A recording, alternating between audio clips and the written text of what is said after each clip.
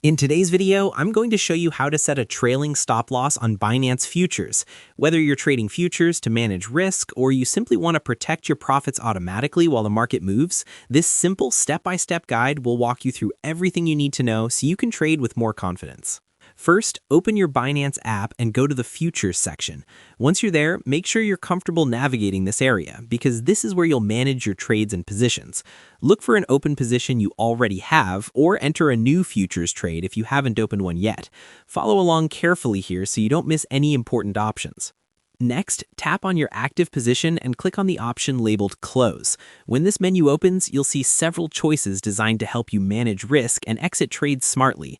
Look for the Trailing Stop option because this is what allows your stop loss to move automatically as the price goes in your favor.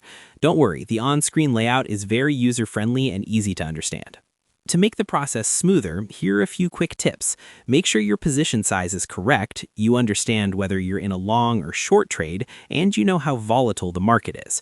Also, ensure your app is updated to the latest version. Doing this beforehand can save you time and help prevent unnecessary issues. Once you've selected Trailing Stop, set the callback rate. This percentage decides how much the price can move against you before the stop loss triggers. After that, confirm your settings to activate the Trailing Stop Loss. You should now be able to let your trade run while Binance automatically adjusts your stop as the price moves. It's also a good idea to monitor your position occasionally and adjust the callback rate if market conditions change. This extra step helps keep your profits protected and your risk under control. And that's all there is to it. By following these simple steps, you'll be able to use a trailing stop loss on Binance futures easily and efficiently.